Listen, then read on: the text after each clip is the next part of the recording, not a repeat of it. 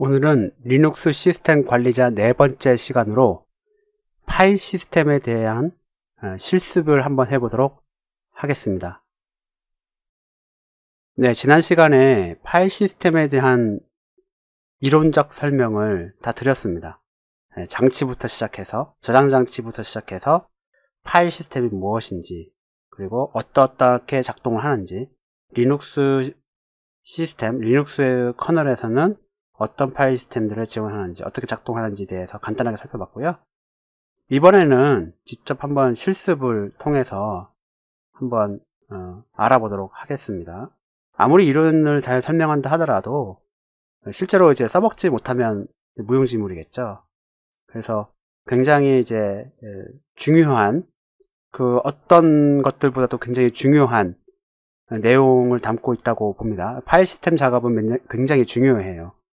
왜냐하면 새로운 장치를 추가하고 그거를 이제 사용할 수 있도록 만들어주는 과정들이 다 포함되기 때문에 다른 여타 어떤 그냥 명령어들을 아는 수준으로 끝나지는 않습니다. 그래서 굉장히 중요할 수 있다, 이번 강의는. 그래서 잘 이렇게 익혀두시면 두고두고 써먹을 수 있기 때문에. 여기 보면은 이제 툴들이 있죠. 이것이 다 파일 시스템 작업을 위한 이제 툴들입니다. 파일 시스템들을 위한 툴들인데, 이것만 있는 게 아닙니다. 사실 굉장히 많습니다. 그리고 여기에 내용 중에, 파일 시스템 관련된 내용 중에 LVM을 다 뺐어요. LVM을 뺐는데, 그걸 뺀 이유는 제가 LVM을 그렇게 많이 사용해 본 적이 없습니다. 지금까지 살아오면서. LVM을 쓰게 되면 좋은 게 있어요. 뭐 이렇게 용량을 늘릴 수가 있다든지, 줄일 수는 없지만 늘릴 수는 있어요. 많이 안정적으로 늘릴 수 있다든지 이렇게 할 수 있는데, 제가 지금까지 많은 프로젝트를 시행하면서 이 LVM을 가지고 뭔가 해본 적이 없는 것 같아요. 다 그냥 네이티브한 파티션으로만 다 사용을 했었기 때문에 LVM 관련된 뭐 경험도 적고, 내용이 어떤 건지는 알고 있습니다만 그런 경험이 적기 때문에 그거에 대해서 어떤 실제적으로 이제 알고 있는 게 적기 때문에, 그래서 내용을 다 빼버렸습니다. 그래서 여기에 있는 뭐 주요 핵심 명령어들이라고 할 수 있는 것들인데, 최소한으로 알고 있으면 그래도 파일 시스템 작업을 할 수 있다 하는 것들만 이렇게 모아왔고요. 두 번째로 이제 전제 조건이 돼야 되는 게 뭐가 있냐면은 실습할 환경이 필요하겠죠. 저 같은 경우는 집에서든 뭐 일을 하는 데 있어서 다 리눅스 시스템을 다 갖추고 쓰고 있기 때문에 이런 실습을 하는데 그렇게 어려움이 없어요. 하드디스크도 뭐 남아도는 것도 많이 있기 때문에 가져다 꽂아서 쓰면 되지만, 그런데 많은 사람들이 리눅스를 배우시는 분들이 그렇게 할 수는 없잖아요. 그러다 보니까 이제 가상 환경, 가상 시스템을 이용해서 많이 실습을 하게 됩니다. 대표적인 게 뭐 버추얼 박스 같은 거를 설치를 해서 윈도우즈에 거기에 리눅스를 설치를 해서 이렇게 해본다던가 그렇게 하죠. 그래서 이번 시간에는 저도 버추얼 박스를 가지고 실제로 한번 해볼 겁니다. 다른 이렇게 리눅스 시스템을, 네이티브한 리눅스 시스템을 가지고 하는 것이 아니라 버추얼 박스에다가 리눅스를 설치한 다음에 거기에 저장 장치를 추가하고 뭐 이렇게 파티션도 나눠보고 이렇게 하는 것들을 보여드리려고 합니다.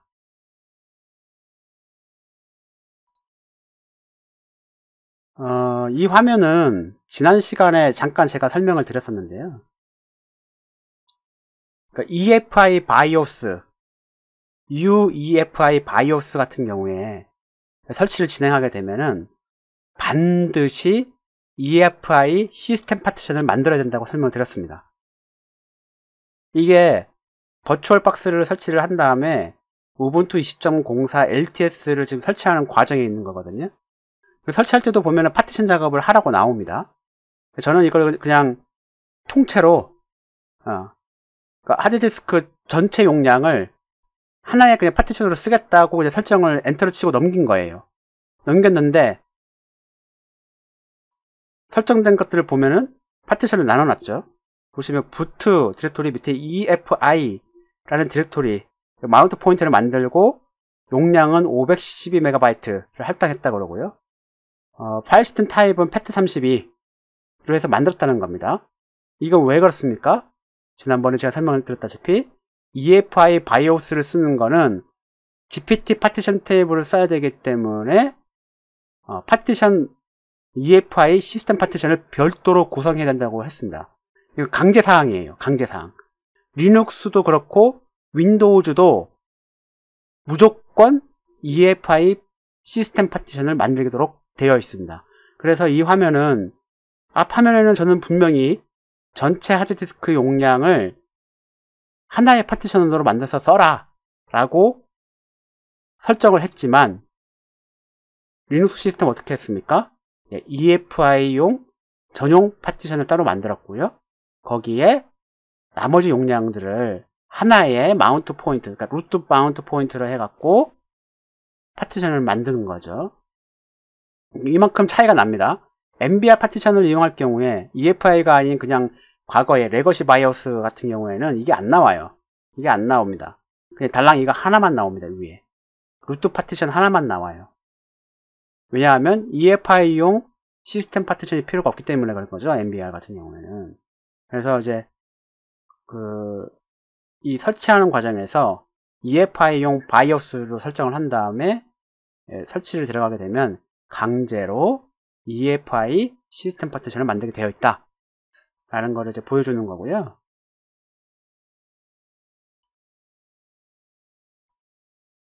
시나리오가 있습니다. 파티션 작업, 파일 시스템 작업을 하는 데는 여러 가지 시나리오가 있습니다. 굳이 꼭 뭐 새로운 저장 장치를 추가하지 않는다 하더라도 파일 시스템 작업은 할 수 있는 거죠. 그런데 저 같은 경우에는 새로운 장치를 추가하는 걸로 시작을 해서 시나리오를 한번 짜봤습니다. 새로운 장치를 컴퓨터에 붙이고요. 그런 다음에 파티션 작업을 하고 그런 다음에 포맷을 합니다. 포맷은 뭐라 그랬습니까? 새로운 파일 시스템을 만드는 작업이다. 이렇게 설명을 드렸죠. 그래서 포맷을 하고요. 포맷이 다 성공적으로 이루어졌다 그러면 이제 마운트 명령어를 이용을 해서 마운트를 해서 쓸 수 있는, 쓰게 되는 그런 이런 하나의 일련의 시나리오를 제가 만들었습니다. 그래서 이 경우에 해당되는 걸로 해서 이번 실습을 한번 해보도록 할게요. 자, 앞에서도 설명드렸지만은 이 실습을 위해서 윈도우즈 내에 이렇게 버추얼 박스를 설치를 했습니다. 버추얼 박스를 설치를 하고 버추얼 박스에 확장 팩, 익스텐션 팩도 같이 설치를 했습니다. 그리고 실습을 하기 위해서 우분투 20.04 LTS를 설치를 했습니다. 그 설치할 때에 보시면 시스템 탭에 들어가시면 이렇게 여기에 이게 보입니다. EFI 사용하기 이런 게 있어요. 이게 기본으로 체크가 해제되어 있습니다. 해제되어 있고 이걸 체크를 하신 다음에 버추얼박스 게스트 OS를 부팅을 하면 EFI 바이오스 상태로 이제 컴퓨터가 딱 게스트 OS가 만들어지는 거죠. 이걸 체크를 해제하게 되면 EFI 바이오스가 아니기 때문에 레거시 바이오스로 이제 작동하기 때문에 MBR 파티션으로 작동하게 되는 거죠. 그럼 제가 설명드렸던 것들 내용이 이렇게 쪼개지게 됩니다. MBR 파티션 같은 경우에는 주 파티션 4개로 제약사항이 있고 대용량 파일 시스템을 대용량의 저장 매체를 지원하지 않는 그 제약사항이 있죠. 최근에는 전부 다 웬만하면 다 EFI 바이오스로 다 나오기 때문에 여러분들도 실습을 하실 때는 반드시 웬만하면 EFI 사용하기를 체크를 하셔서 하시기를 제가 권장을 드립니다. 이제는 레거시용 MBR을 위한 그런 바이오스가 잘 안 나와요. 예전에는 이제 지금은 뭐 바이오스가 어떻게 나오는지 잘 모르겠지만은 예전에 초창기 바이오스, EFI 바이오스에서는 레거시 바이오스 지원하기 뭐 이런 것도 있었지만은 요즘에는 아마 그거 사라졌을 거예요. 다 그냥 EFI로만 다 나오고, EFI로 다 나오기 때문에 여러분들도 이제는 그런 거에 이제 적응을 하셔야겠죠. 그래서 EFI 사용하기 반드시 체크해서 시작을 하자. 그렇게 설명을 드렸고요. 이거를 이제 다 설치를 해놨습니다. 시작하게 하게 되면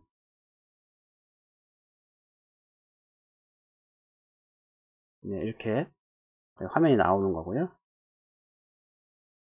네. 지금 부팅이 되고 있는 겁니다.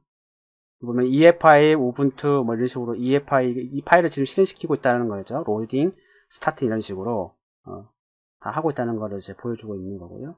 MBR 파티션 같은 경우에 이런 게 안 나오죠.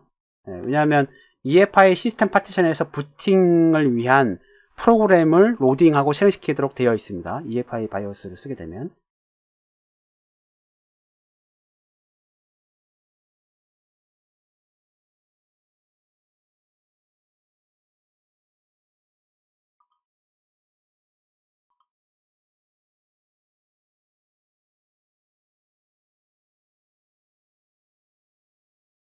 네.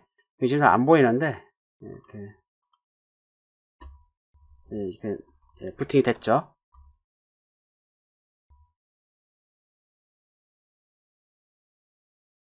네. 부팅 다 됐고요. 최신판으로도 다 업데이트를 다 시켜놨습니다. 이런 식으로, 이게, 더 이상 이제, 백포판 업데이트 할 게 없어요.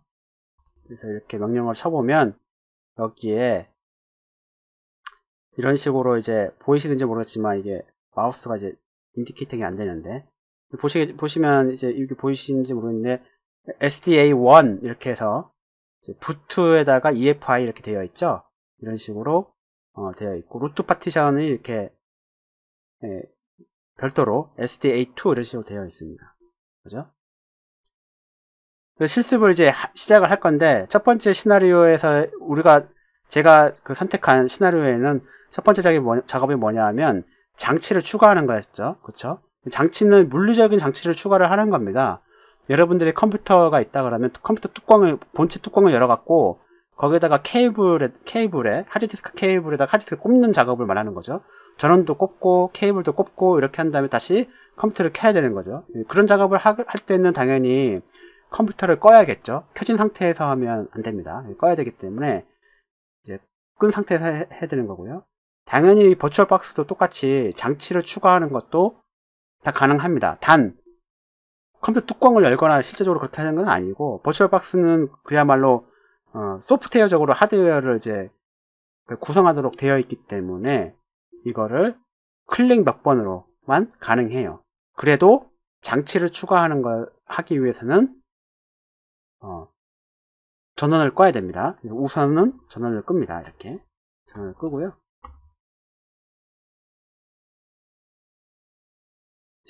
네, 이게 꺼졌습니다. 이렇게 꺼졌죠? 여기서 설정 들어간 다음에요. 장치를 추가하도록 하겠습니다. 어떤 장치냐? 저장 장치를 추가해야겠죠?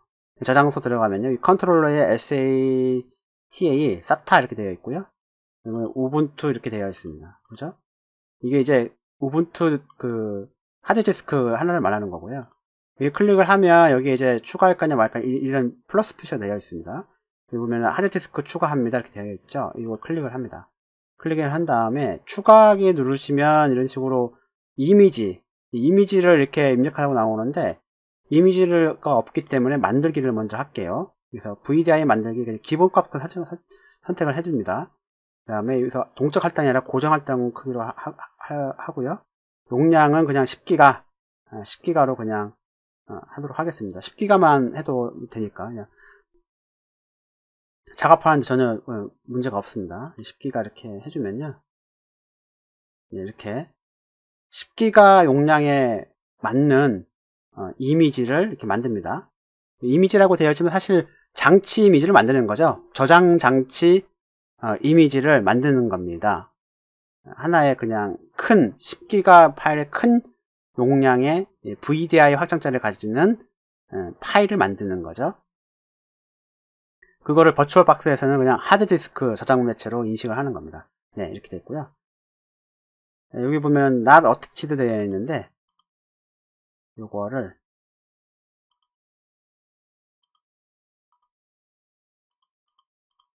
이렇게 되어 있네. 잘 됐고요. 선택하기를 해줍니다. 이렇게 하게 되면 네, 됐죠? 그죠? 다시 이렇게 보면은 요거를 선택하고 그냥 선택하기 이렇게 해주면 됩니다. 두 번 들어갔는데 하나 빼주면 돼요. 여기서 이걸 삭제하게 하면 되고요. 네. 여기 보면은 포트가 이제 바뀐 걸 알 수 있죠? 0포트, 1번 포트 이런 식으로 되어 있고요.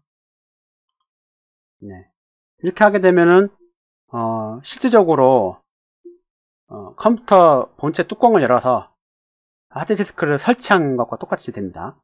우리는 그냥 버추얼 박스에서 하는 거기 때문에 얘가 이제 소프트웨어적으로 다 해주는 거죠. 이런 식으로. 그래서 확인을 누르시고요. 그다음에 시작하기를 누릅니다.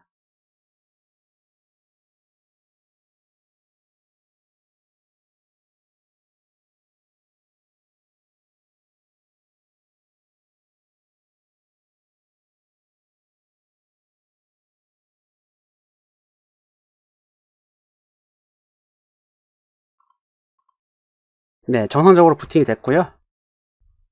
로그인을 한번 해보도록 하겠습니다. 네, 이렇게 됐죠. 정상적으로 부팅이 됐다는 게 중요합니다. 무슨 말이냐 하면은 리눅스 시스템은 하드웨어적인 어떤 고장이 있거나 뭔가 문제가 있을 경우에는 부팅이 제대로 안 씁니다. 부팅이 잘 안 돼요.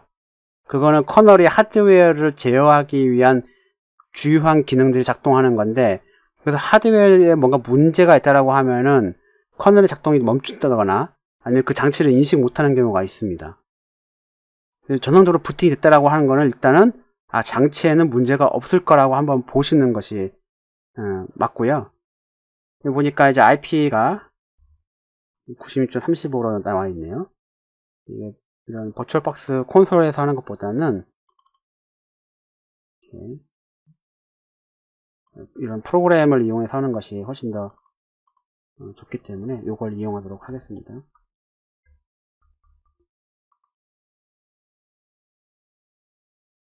네. 색깔이 약간 좀 옅은 검은색, 좀 눈이 좀 덜 아프기 때문에 이걸로 하는 걸로 하겠습니다. 그래서 이제 파일 시스템 작업을 이제 해야 되는데 장치를 추가를 했기 때문에 얘가 진짜로 장치가 추가됐는지 안 됐는지를 먼저 확인을 해야 됩니다. 그거는 부팅할 때의 커널 메시지에 다 기록이 됩니다. 다 기록이 돼요. 이렇게 보시면 스크롤이 안 되는데 지나가 버려 갖고 부팅할 때 이렇게 쭈루룩 뭔가 막 뿌려졌잖아요. 그게 이제 커널 메시지인데 커널 메시지 잘 보시면 거기에 장치가 추가됐는지를 알 수가 있습니다. 그래서 잘 보라고 제가 말하면 화낼 거예요. 왜냐하면 컴퓨터 시스템이 좋으면 그게 굉장히 빨리 지나가거든요. 그걸 다 볼 수가 없습니다, 사람이. 그래서 커널 메시지를 한번 검토해 봐야 된다. 그러기 위해서는 루트 권한이 있어야 됩니다. 파일 시스템 작업을 할 때는 무조건 루트 권한이 있어야 되거든요. 루트 권한으로 일단 다 하는 걸로 하고요. 부팅 메시지들 확인해 봐야 되는데, 부팅 메시지는 확인하는 방법은 dmsg 이런 명령어가 있습니다. 이 명령어를 치시면 부팅 메시지가 이렇게 쭉 나옵니다. 시스템이 부팅할 때에 나왔던 메시지들을 뿌려주고 있는 겁니다.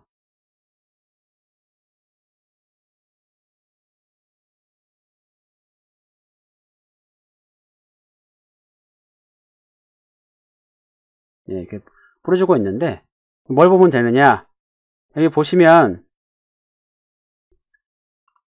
SATA 이런 게 보이죠. SATA 이런 게 보이고, 자세히 보시면 스캇이 뭐 이렇게 하면서 다이렉트 액세스 ATA Vbox 하드디스크 1.0 이런 식으로 되어 있고요. 여기 보시면 용량이 21.5GB 20.gib 이렇게 되어 있거든요. 요것이 SDA 이렇게 되어 있죠. 그죠? SDA 이렇게 되어 있어요. 뭔가 익숙하죠? 뭔가 SDA라는 게. 그리고 요 보면, 요 밑에 보면은 SDA 이렇게 되어 있고, SDA1, SDA2 이렇게 되어 있습니다. 그죠? 뭔가 좀 익숙하네? 뭔가 좀 익숙해지지 않나요? 그죠? 그 다음에 보시면, ATA4 이렇게 한 다음에, 여기 보시면, 여기도 똑같이, 다이렉트 액세스 ATA, Vbox 하드디스크 1.0 이렇게 해놓고서는, 용량이 10GB 이렇게 되어 있거든요.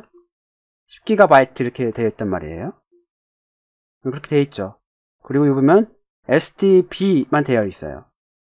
근데 얘는 SDA와는 달리 이런 정보가 없습니다. 그죠? 없이 그냥 끝나버렸어요. 그죠? 이걸 뭘 말하는 거냐? 좀 전에 제가 하드디스크 추가 작업을 했었죠. 버추얼박스에서. 그것이 커널에서 인식을 한 겁니다. 새로운 하드디스크가 있어 라고 인식을 한 거예요. 얘가. 이런 식으로 메시지가 나옵니다. 이런 식으로.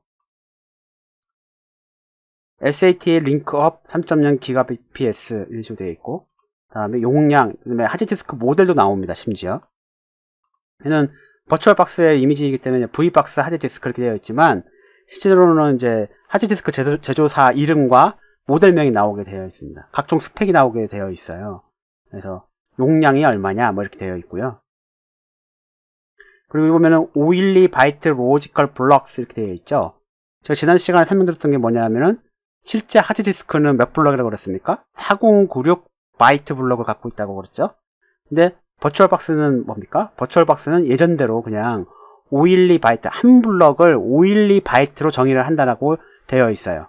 얘는 이걸 그냥 버추얼박스를 쓰기 때문에 버추얼박스의 하드디스크는 제공한 하드디스크는 512 바이트 크기의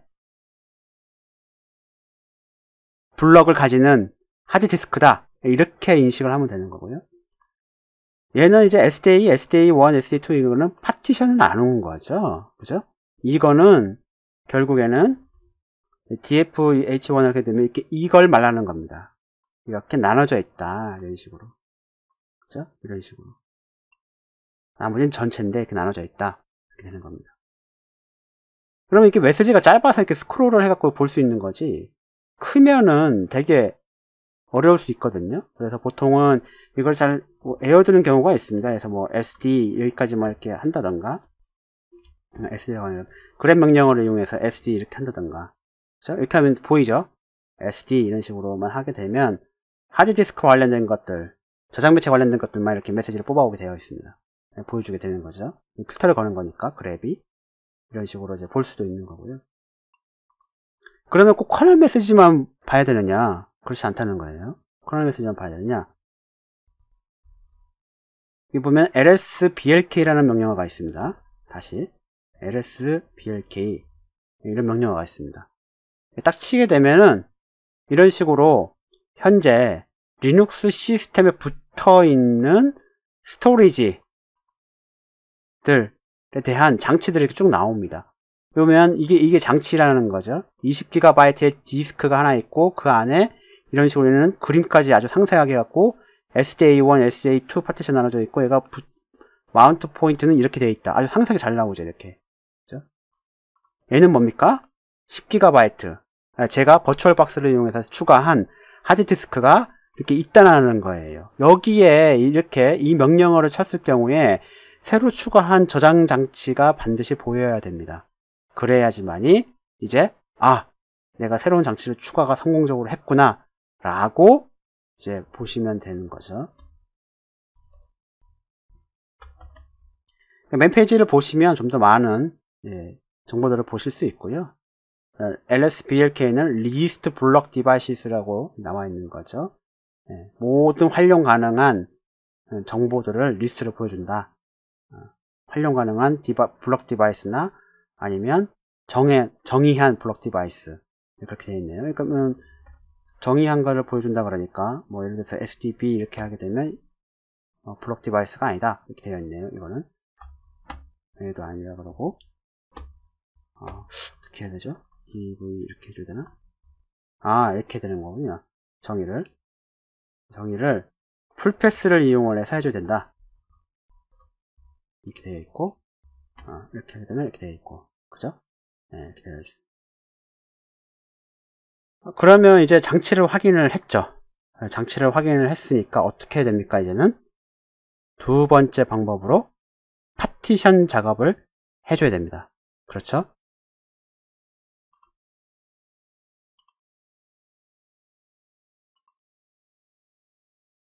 네, 파티션 작업을 하기 전에 잠깐 또 정리하고 넘어가도록 할게요. lsblk 이거는 뭐 아까도 말했지만은 블럭 디바이스, 블럭 장치들을 리스트를 보여주는 거고요. DMSG는 이제 부팅 커널 메시지들을 보여주는 건데, 여기 보면은 이제 이런 게 있습니다. 이 화면을 자세히 보시면 이런 네이밍 규칙 같은 게 보여요. 이게 보면은 이게 뭐냐 하면 저장 장치들을 어떻게, 리눅스 시스템은 저장 장치를 어떻게 부르느냐 하는 거를 설명하기 위한 글이라고 보시면 됩니다. 만약에 윈도우즈를 사용하고 있다. 그래서 내가 하드디스크를 하나 딱 추가했다 했을 경우에는 어떻게 인식합니까? 윈도우즈 같은 경우에는 D 드라이브 이런 식으로, 그쵸?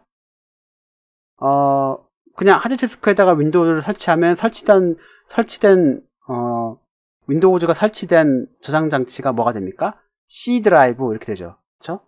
또 추가하면은 D 드라이브, 그쵸? 이렇게 됩니다. 그러니까 윈도우즈 10은 그런 저장 장치들 혹은 파티션들을 드라이브 개념으로 이렇게 부르는 거죠. 근데 리눅스 시스템은 어떻게 부릅니까? 리눅스 시스템은 드라이브 개념으로 부르는 게 아니라 DV, 그 다음에 저장 매체, 저장 장치의 타입을 정의를 하고요. 디스크 넘버라고 되어 있는데 첫 번째 디스크냐 두 번째 디스크냐, 그 다음에 숫자가 들어가는데 이 디스크 넘버라는 거는 이제 알파벳으로 정의를 합니다. A, B, C, D. 그 다음에 들어오는 숫자, 이거는 파티션, 첫 번째 파티션이냐 두 번째 파티션이냐 세 번째 파티션이냐, 이렇게 네이밍 규칙을 정해놨습니다. 예를 들면 DV, HD, A1 이렇게 하게 되면 HD는 지금 거의 이제 보기 힘들 거예요. HD는 이제 옛날에 ID 방식의 SATA 방식의 하드가 아니라 그냥 ID 인터페이스 방식 하드디스크의 첫 번째 디스크의 첫 번째 파티션 이렇게 되는 거고요. XVDA, 이거는 뭐냐면은 이제 가상 시스템, 대표적인 게 이제 KVM 같은 거 가상화 시스템 만들어서 돌리게 되면은 하드디스크들이 전부 다 SVDA 이런 식으로 호출을 하게 되어 있습니다. 네이밍이 그렇게 정의돼요. 그래서 SVD 첫 번째 하드디스크의 첫 번째 파티션 이렇게 되고요. SR0 이렇게 되어 있죠. SR0 이거는 사실 이거 그냥 CD-ROM을 보시면 되고요. 그리고 최근에 이게 이런 것들이 보입니다. NVMe 0, N1 이런 식으로. 반드시 여기 보면 A 이렇게 들어오는 것도 아니에요. 솔직히 좀 맞지 않는 건데, NVMe 같은 경우에는 0 뒤에 1, 2, 3, 4 이렇게 쭈르륵 붙는 겁니다. NVMe 타입의 SSD 저장 매체를 쓸 때는 이런 식으로 0, 1, 2, 3, 4, 5, 6, 7, 8, N 그 다음에 1, 이게 이제 그렇게 파티션 1 이렇게 붙는 거죠. 이런 식으로 타입, 그 저장 매체의 타입과 그 다음에 몇 번째 디스크, 몇 번째 파티션인가를 리눅스는 이런 식으로 정의를 한다는 겁니다. 윈도우즈 같은 경우에는 그냥 C 드라이브, D 드라이브, 뭐 F 드라이브 이런 드라이브 개념을 쓰지만 리눅스 시스템은 이런 식으로 DV 밑에 뭐뭐뭐 이런 식으로 붙이게 되어 있습니다.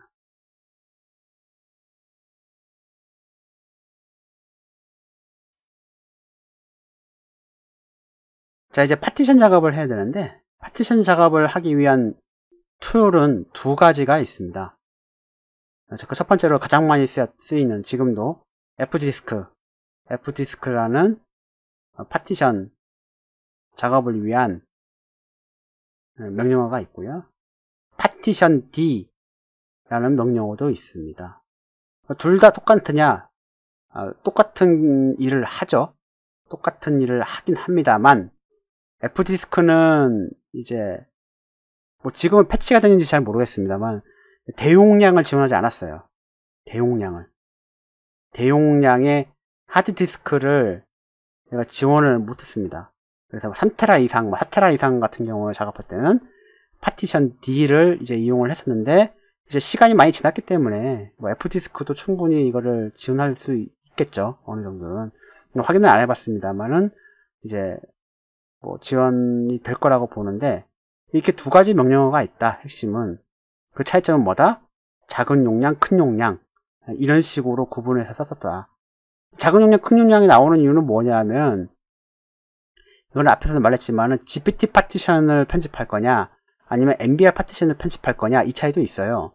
F디스크 같은 경우는 GPT 파티션 테이블을 편집할 수가 없었습니다. 지금 어떤지 모르겠지만. 제가 왜 자꾸 모르냐 하냐면은 F디스크를 내가 거의 쓰지 않았어요. 예. 용량이 적던 많던 간에 저는 무조건 파티션 D를 썼거든요. 얘가 쓸 수 있는 명령어가 됐을 때에 부터 파티션 D를 계속 썼었어요. F디스크 잘 안 샀습니다. 그래서 F디스크 잘 쓸 줄 몰라요. 예. 어떻게 되는지 잘 모르겠습니다, 이거는. 근데 요번에는 다 보여드릴 거고요. 파티션 D는 대용량, 뭐 4테라 이상, 요새 뭐 18테라가 막 나왔으니까 10테라 이상짜리를 하나로 그냥 통째로 쓰겠다. 10테라를 통째로 쓴다. 쓸 수 있죠. 쓸 수 있는데 그 같은 경우에 대용량의 저장 장치를 파티션 작업을 한다고 할 경우에는 저는 이제 파티션 D를 많이 썼었습니다. 그래서 두 가지의 명령어들을 한번 이제 살펴볼 거예요.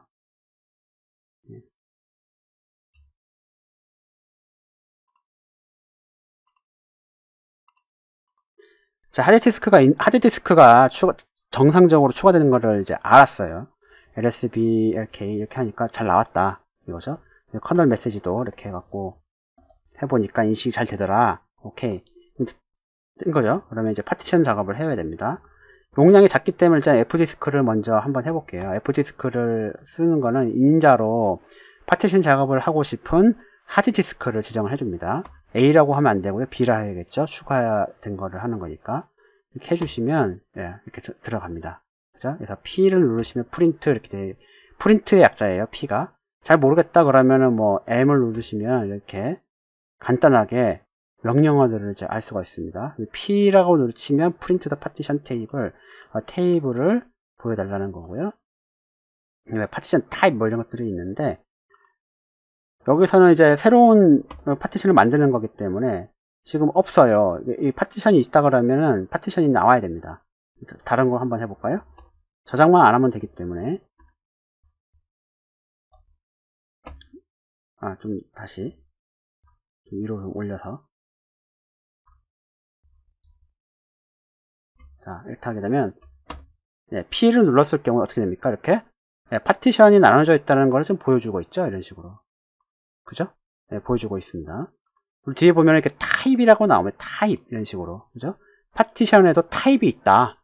EFI 시스템 파티션 타입, 리눅스 파일 시스템 타입, 아니면 NTFS 타입. 이 타입이라는 결국에는 파일 시스템 타입을 말하는 겁니다. 수압 파티션 타입 이런 것도 있으니까 그죠? 이런 타입들이 있는 거죠. 그러면 저희는 이제 그냥 새로운 거를 추가를 하는 거를 해야 되기 때문에 계속 진행을 하도록 하겠습니다. 새로운 걸로 하게 되면 P 누르면 없죠. 테이블이 안 나와요. 안 나옵니다. 안 나오죠. 그러면 어떻게 추가하느냐? 모르겠다면 M 눌러보면 이게 다 나오죠. 이렇게 나오는데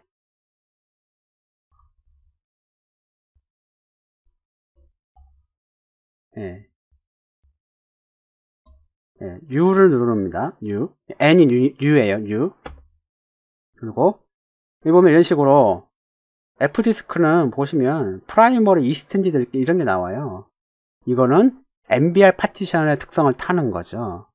전혀 다른 겁니다. 파티션 D하고 F디스크하고는 완전히 이런 작업하는 게 달라요. 보면은 4개까지 가능하다고 되어 있고 이스텐디드 파티션은 로지컬 파티션을 포함하는 거다 이렇게 되어 있죠. 그죠? 그러니까 하드디스크 하나에 주 파티션을 4개밖에 못 만든다 이렇게 되어 있는 거고 하드디스크 지금 10기가짜리 하나 추가를 했기 때문에 그냥 저는 주 파티션을 만들겠다 이렇게 하면 되고요. 파티션 넘버는 1번 이렇게 하면 되고요.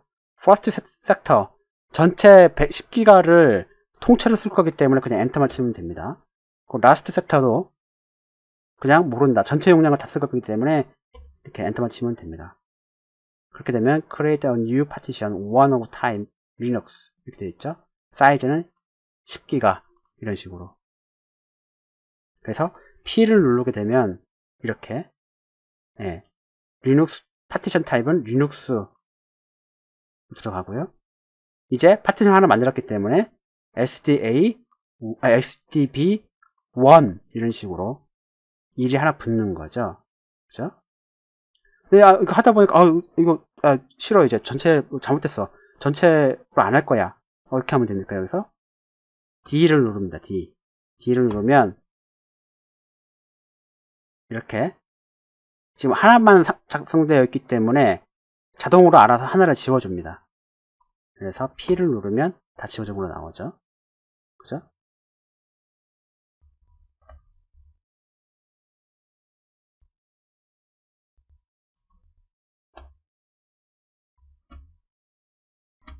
자, 이번에는 파티션을 두 개로 나눠볼게요. 나누는 거 어떻게 한다고 그랬습니까? 새로운 파티션을 추가하면 되는 거죠. N 이렇게 하고요. 프라이머리 파티션 타입으로 할 거고요. 파티션 넘버는 1번. 시작은 2048부터 시작을 하는 거고요. 용량을 적어야 되는데 여기 보면 라스트 섹터 플러스 마이너스 섹터스 5와 사이즈를 지우도록 되어 있습니다. 그죠? 여기서는 플러스 이렇게 한 다음에 어떻게 하느냐? O, G 이런 식으로. 여기 보면은 KMGTP 이렇게 적으라고 되어 있거든요. 용량을 몇으로 할 거냐? 5kg, 5메가, 5기가 이런 식으로 붙는 거죠. 5기 플러스 5기 하게 되면은 5GB 용량의 파티션을 하나 만들겠다는 겁니다. 그죠? 그래서 엔터를 칩니다. 그러면 만들어졌다 이렇게 되어 있죠. 그래서 하나의 파티션을 만들었고 사이즈는 5기가, 타입은 리눅스 타입으로 5기가를 만들었다 이렇게 이제 나오고요. P 누르시면 이렇게 나오는데 아직 다 안 만들어졌어요. 왜냐면 엔드 섹터 끝나는 섹터가 이런 똑같지가 않거든요. 그죠? 그리고 용량도 5GB고 얘는 10GB인데 5GB로 되어 있으니 다 안 만들어진 겁니다. 또 추가할 수 있어요. 어떻게 추가해요? N 눌러서 다시 하고 이번에도 프라이머리 파티션을 만들 거고요. 그다음에 그렇게 하게 되면 그 다음은 1번 파티션은 만들어져 있기 때문에 2번부터 시작하는 거죠. 그래서 디폴트는 2다. 엔터 치면 됩니다. 그러면 시작은 어떻게 되느냐? 시작은 알아서 계산해 줍니다. 얘가 요 섹터 다음 번부터 시작되도록 자동으로 계산을 해줘요. 그래서 이건 별도로 인식시켜 줄 필요가 없습니다. 그래서 엔터 치면 되고요.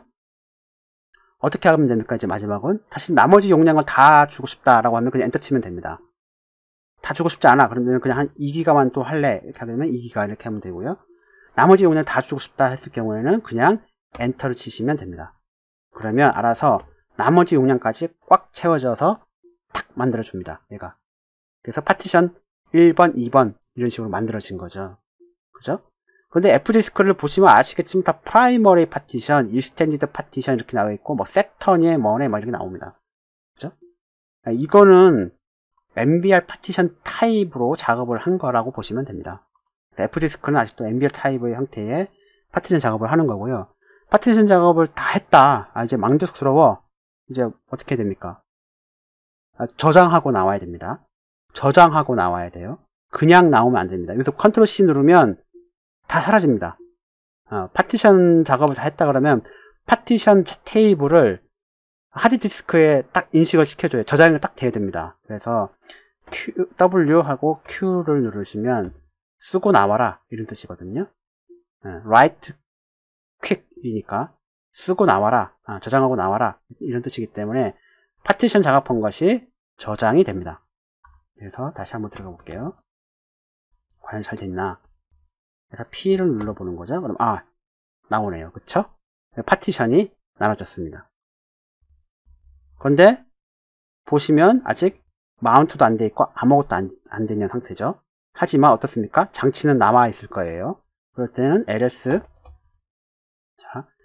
BLK를 한번 쳐보시면 이제는 어떻습니까? 좀 전에는 여기에 그냥 요거 하나만 있었는데 이제 요 밑에 뭐가 나왔습니까? 파티션이 나왔죠. 자, 파티션만 나왔고 마운트 포인트가만 없는 거예요. 그죠? 그러면 이제 뭘 해야 됩니까? 이제 포맷을 해야겠죠. 포맷을 해야 됩니다. 포맷을 해야지만이 쓸 수가 있는 거죠. 지금 이 상태에서 마운트를 하면 되지 않습니다. 예를 들어서 이렇게 하게 되면 잘못된 파티션 타입이다 이렇게 나오고요. 배드 슈퍼블럭 들어봤죠? 슈퍼블럭이 배드 슈퍼블럭이다. 나머지 에러가 나서 그냥 안 됩니다. 왜 그렇습니까? 파일 시스템이 없어요. 아직 지금은 포맷을 안 했기 때문에. 포맷을 안 했기 때문에 이게 이제 안 되는 거죠. F디스크는 이런 식으로 이제 작업을 하는 거고요.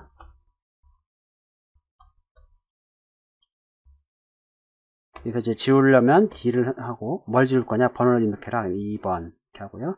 D 하게 되면 다시 지워지게 됩니다. P를 누르면 없죠.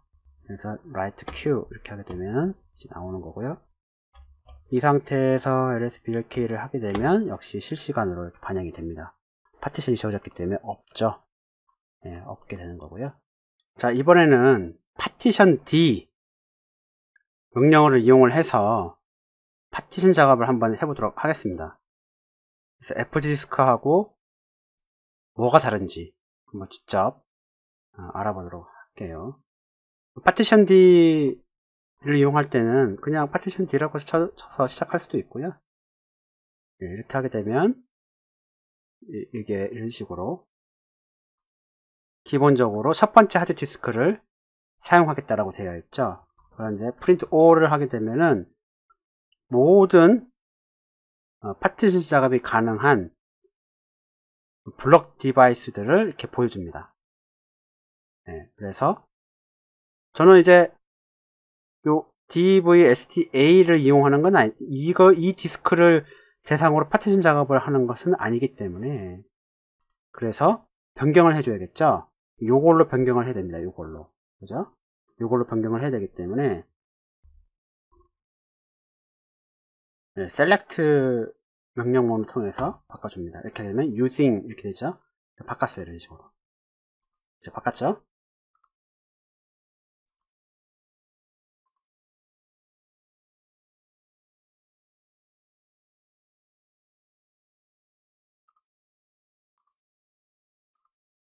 네, 바꾼 상태에서 뭘 해줘야 되느냐? P를 한번 입력해 봅니다. P를 입력하게 되면 이제 파티션 내용, 선택한 하드디스크의 파티션 내용을 보여줍니다.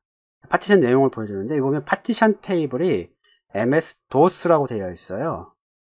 네, MS-DOS가 아니고 저희는 뭘로 할 거냐? GPT로 변경을 해야 됩니다. GPT로 변경해야 되는데 변경하는 명령어가 따로 있습니다. 그래서 이렇게 디스크를 선택을 했다라고 하게 되면은 이제 라벨을 바꿔줘야 됩니다. 레이블을 바꿔줘야 되는데 라벨 혹은 레이블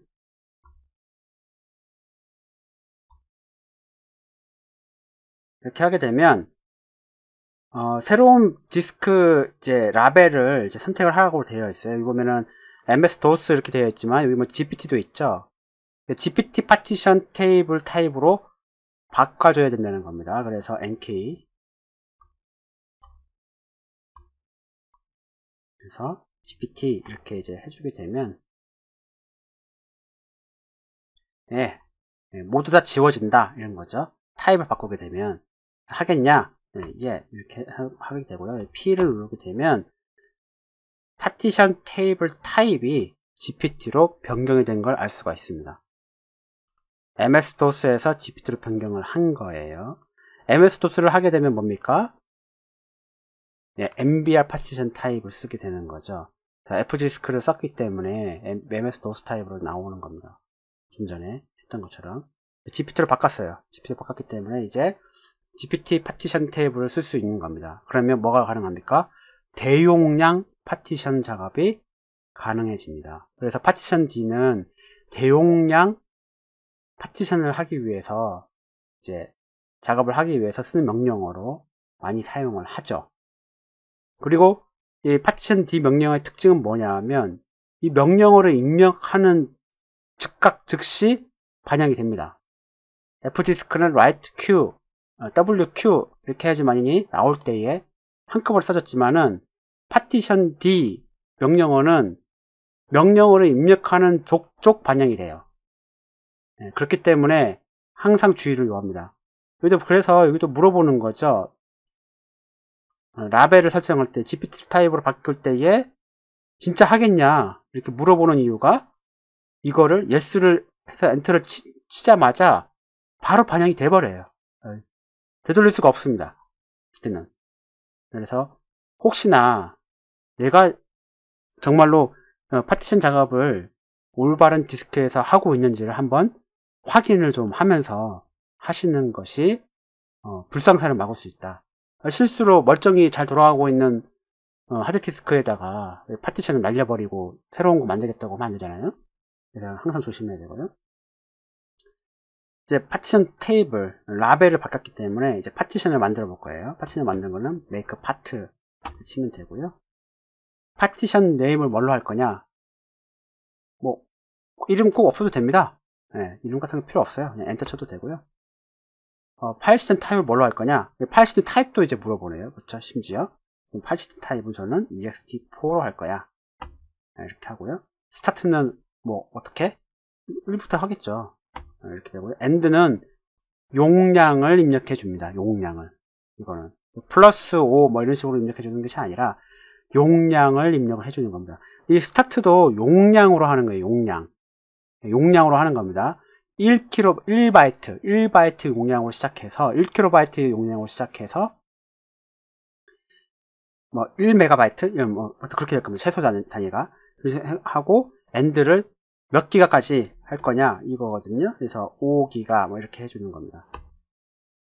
이렇게 한 다음에 P를 눌러주면 이제 이런 식으로 5기가 됐고 파일 시스템이 ext4로 할 거야. 이런 식으로 된 거죠.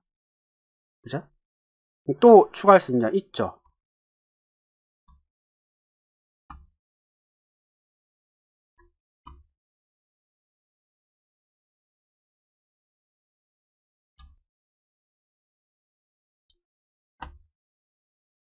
이런 식으로. 그죠? 끝난 시점에서 시작점을 만들어주고 끝나는 곳에 10GB 이런 식으로 입력을 해준 겁니다. 됐나요? 네.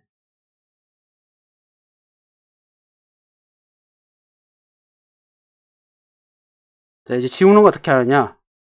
지우는 명령은 rlem 명령을 쓰고요. 넘버를 입력을 해줍니다. 그래서 이렇게 하게 되면 지워져요. 바로바로 지워집니다. 네, 이런 식으로 이렇게 하게 되면 없죠. 그죠?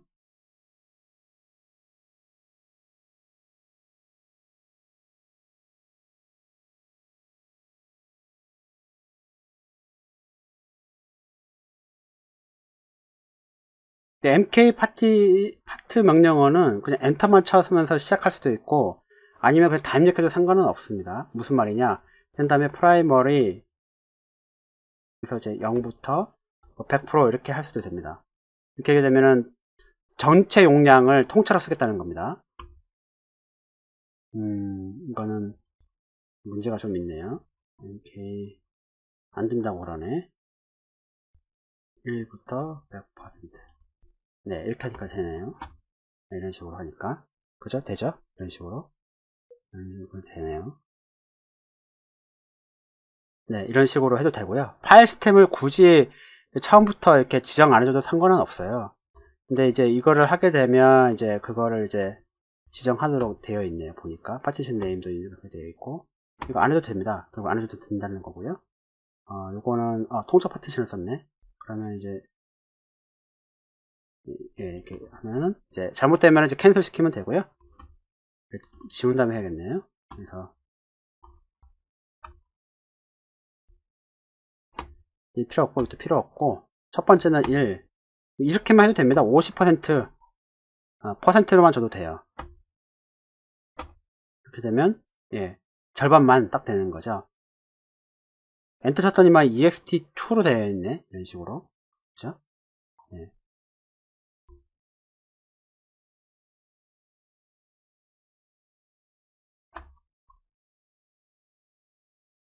ext4 이렇게 입력을 하고 1 50% 절반만 쓸게. 이런 거고요. 다시 또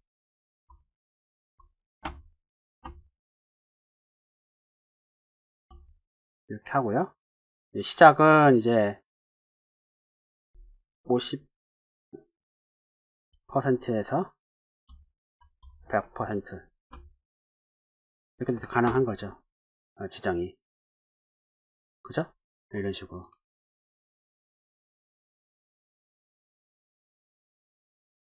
뭐 이런 식으로도 가능하고요. 아니면 아예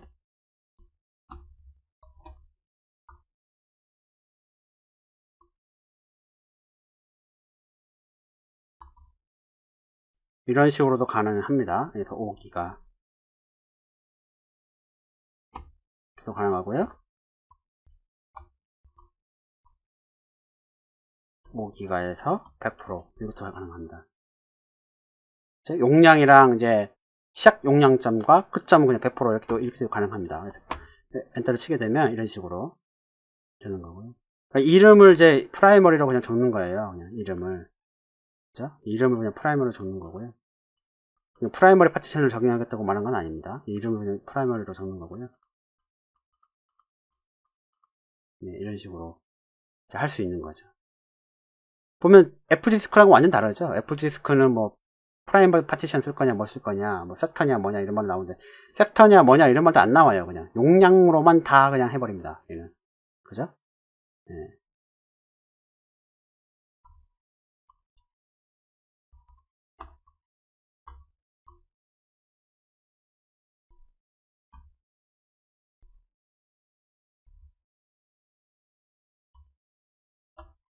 반드시 네임이 들어가게 되어 있네요. 그래서 뭐 특정한 이름을 적어도 되는 거니까.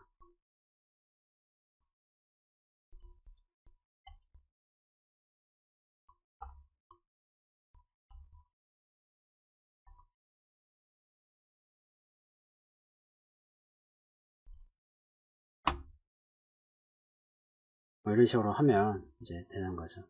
얘는 그냥 나오기만 하면 됩니다. 나올 때가 이렇게 하면 돼요. 그냥 없습니다. 얘는 그냥 뭐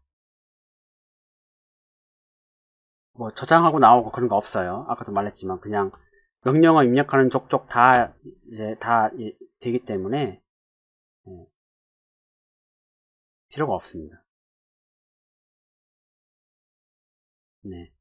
다르죠 완전히. FGDisc랑 파티션 D랑은 완전 다릅니다. 파티션 테이블도 GPT로 변경한 다음에 이렇게 하게 되어 있고 완전히 다릅니다. 네, 이렇게 하게 되면 이제 파티션 작업이 다 끝난 거예요. 파티션 작업 다 끝난 거고요. 파티션 작업이 끝났다. 그러면 이제 파일 시스템을 생성을 해줘야겠죠. 그러니까 파일 시스템은 이제 포맷이라는 거를 불리우는데 포맷 작업을 해줘야 되는데 명령어는 mkfs라는 명령어를 씁니다. 네, 여기 보시면 build a linux file system 이렇게 되어 있고 옵션으로 t를 주게 되어 있어요. 이런 식으로 t를 주게 되어 있는데 이거는 예를 들어서 이런 겁니다. ext4 파일 시스템으로 포맷을 하고 싶다. 파일 시스템을 생성하고 싶다 했을 경우 이렇게 주는 거고요. div 이렇게 한 다음에 stb1 이런 식으로 파티션을 인제로 줍니다. 그렇게 되면 포맷을 해주겠죠. 그죠? 포맷 해줍니다. 근데 t 옵션을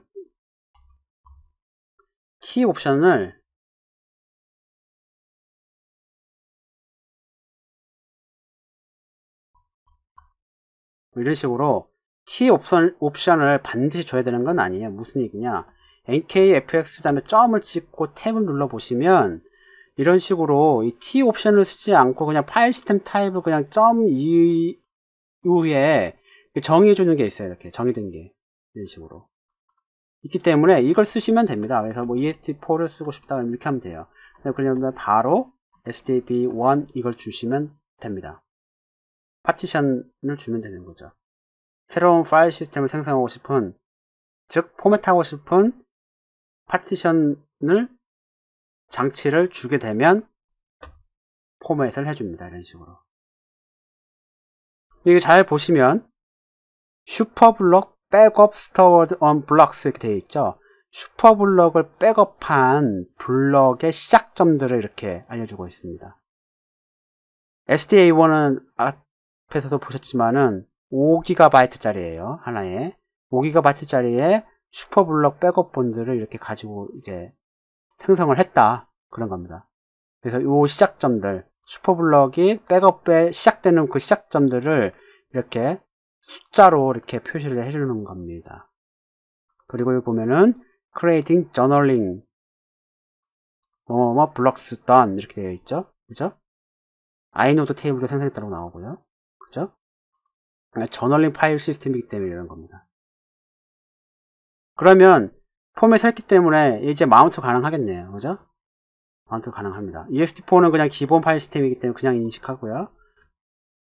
파티션을 장치명을 준 다음에 마운트 포인트를 주게 되면 이렇게 마운트가 됐고, 이런 식으로 네, 마운트가 된 걸로 나옵니다. 그래서 여기 들어가서 보시면 이렇게 네, 새로운 파티션이 마운트 돼서 이제 사용할 수 있게 된 거죠.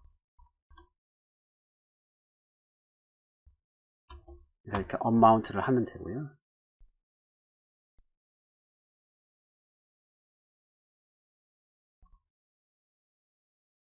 두 번째 파티션도 한번 포맷 한번 해보겠습니다. 두 번째 파티션은 XFX로 하도록 할게요. 그래서 DV, SDB2 이런 식으로 해갖고 엔터를 치시면 화면이 다르죠? 그죠? 화면이 다릅니다. 좀 전 화면하고 뭐 슈퍼블럭 백업본 뭐 어쩌고저쩌고 했지만 XFX는 그딴 거 없다.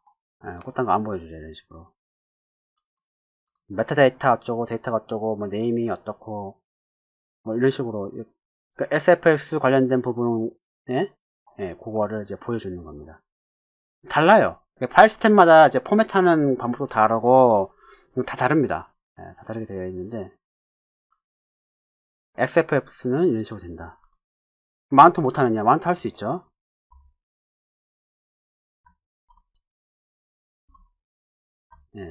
파일 시스템 타입을 정의해 주고요.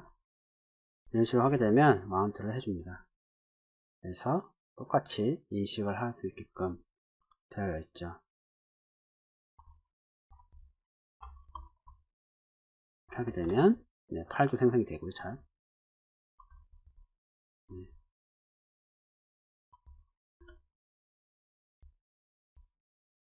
이런 식으로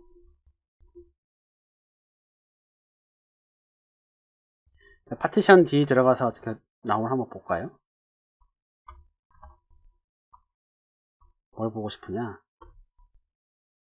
P 했을 경우에 이런 식으로 파일 시스템 타입 이렇게 자동으로 이렇게 정의가 되어 있네요. 정의가 되어 있고 F디스크 했을 경우에 어떻게 인식하느냐? 이렇게 되어 있고 P를 눌렀을 경우에 이런 식으로 디스크 레이블 타입 GPT 이렇게 나오네요. 그죠? 같이 나오고 얘는 여전히 섹터가 언제까지냐 이런 식으로 완전히 옛날 방식대로 로지컬 피지컬 512 바이트로 뚜루룩 나오네.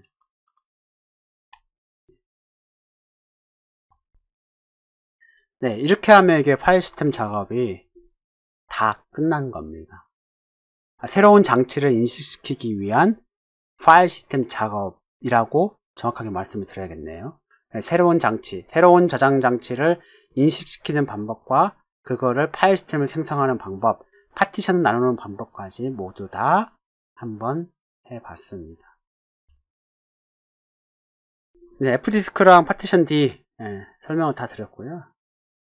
그리고 MKFX, Make File System, 줄여서 MKFX, 디스크 포맷하는 명령어입니다. 그래서 여기 타입을 정의를 해줘서 파티션들을 이렇게 해주는 건데, 요거는 이제 줄여갖고, 점 해서 fxs, 점 해서 ext, 파일 시스템 타입으로 이렇게 정의해갖고, 뒤에 포맷하고자 하는 파티션 장치들을 이렇게 인자로 주게 되면 포맷을 해줍니다.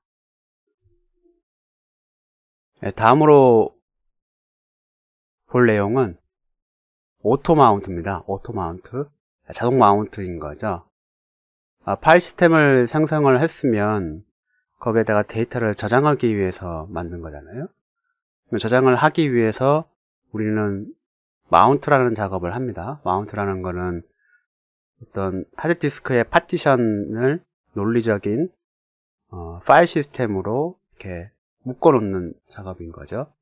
리눅스 시스템은 뭐 드라이브 개념이 없기 때문에 자동으로 이제 마운트를 해주기도 하지만 물론 이제 수동으로 다 해야 됩니다. 그리고 그런 마운트 포인트는 디렉토리를 가지는 거죠. 윈도우즈 같은 경우에는 파티션을 생성하고 이렇게 딱 하게 되면은 자동으로 드라이브가 하나 딱 생성되지만 리눅스 시스템은 드라이브 개념이 없고 마운트 포인트 개념이 있으며 그거를 마운트하는 작업을 하도록 되어 있습니다. 근데 매번 사용하기 위해서 마운트 하는 것이 귀찮을 경우가 있어요. 그래서 자동으로 어떻게 컴퓨터를 킬 때, 리눅스가 부팅될 때에 자동으로 마운트를 해주도록 하는 그런 그 기능이 되어 있습니다. 네, 그것이 etc 밑에 fx 탭이라는 그 파일 내에 그게 정의되어 있습니다. 그리고 static information about the file systems 되어 있죠. 이게 그러니까 영구적인 정보를, 파일 시스템에 대한 영구적인 정보를 기록을 하는 겁니다. 기록하는 내용은 마운트 정보를 기록을 하는 거예요, 사실상. 예를 들어서 여기 보면 이런 식으로 되어 있죠. 요게 앞에 보면은 뭐 DV 디스크 뭐 UI 이렇게 되어 있는데, 사실상 요거는 그 장치, 파티션 장치를 말하는 거고요. 두 번째에는 이렇게 사선 그어진 거는 루트 파일 시스템이죠. 루트 마운트 포인트를 말하는 겁니다. 그리고 타입은 파일 시스템 타입을 말하는 거고, 그 다음에 요거는 이제 옵션이라고 그러는데, 파일 시스템을 마운트 할 때에 들어갈 수 있는 옵션들을 정의해 준 겁니다. 네, 옵션들을 정의해 준 거고요. 그 다음에 여기에는 이제 덤프를 할 거냐 말 거냐, 할 수 있게끔 할 거냐 말 거냐, 그런 게 들어가는 거고요. 요거는 이제 부팅할 때 파일 시스템을 체크할 거냐 말 거냐, 이런 거를 이제 정의해 주는 겁니다. 각각의 옵션들이 다 있어요. 다 있고요. 여기서 옵션들은 보면 여기 디폴트 되어 있는데, 이거 지금 빠졌네요. 잠깐만요.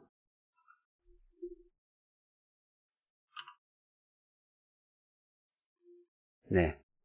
디폴트 옵션이 있는데, 요거는 나머지 여러 가지 옵션들을 하나로 묶어 놓은 겁니다. 이렇게 되어 있는 각각의 옵션들을 다 적용할 때에 이걸 쓰는 거고요. 하나씩 잘 살펴보면 RW는 이 파일 시스템, 그러니까 여기다가 RW 이렇게 쓰게 되면은 이 파일 시스템을 읽고 쓰기가 가능한 파일 시스템으로 마운팅 하겠다, 그런 거고요. 여기 R로 이렇게 쓰게 되면은 읽기 전용으로만 파일 시스템을 마운트 하겠다, 그런 거. No user라고 하는 거는 뭐냐면은 그 아무나 파일 시스템을 마운트 할 수 없게끔 루트 사용자만이 마운트 할 수 있도록 권한을 제한해 주는 거고요. EXEC 이거는 이제 뭐냐면 실행 파일이 파일 시스템에서 실행 파일이 가능한 실행이 가능한 파일들을 실행할 수 있도록 마운트 하라는 거고, 오토라고 하는 거는 부팅할 때 자동으로 파일 시스템을 마운팅 하라고 되어 있는 겁니다. 보통은 이거를 하나씩 다 안 쓰고 디폴트 이렇게 쓰게 하고요. 요거를 조합해서 쓰려고 할 경우에는 여기다가 RW 그 다음에 콤마 찍고 뭐 no user 이런 식으로 콤마로 다 구분해서 여러 개의 옵션을 이렇게 줄 수가 있는 겁니다. 이 덤프로 되어 있는 덤프는 0일 경우에는 덤프 명령어를 이용해서 파일 시스템을 백업할 수 있도록 가능하지 않도록 그렇게 이렇게 제한을 주는 거고요. 제한을 주는 거고요. 1로 할 경우에는 덤프 명령어를 이용해서 파일 시스템을 백업할 수 있도록 가능하도록 허용한다 라는 거를 이제 지정을 해주는 건데, 기본 옵션으로는 0입니다. 덤프 명령어를 이용해서 파일 시스템을 백업할 수 없어요, 0으로 하게 되면. 그리고 여기 마지막에 0이라고 되어 있는데, 요거는 이제 0, 1, 2 이렇게 세 가지의 세 가지로 이렇게 둘 수가 있는데, 0은 부팅할 때의 파일 시스템을 체크하지 말라는 거고요. 1은 루트 파일 시스템을 부팅할 때에 체크하라는 겁니다. 그러니까 루트 파일 시스템이, 만약에 이가 루트 파일 시스템이죠, 이 예제가. 그러면 1을 체크를 하게 되면 부팅할 때마다 파일 시스템을 체크를 해줍니다, 자동으로. 그리고 이 루트 파일 시스템이 아닌 다른 파일 시스템 같은 경우에는 2로 지정할 수 있을 경우에는 부팅할 때 자동으로 요거를 파일 시스템 체크를 하도록 이렇게 할 수 있는 거죠.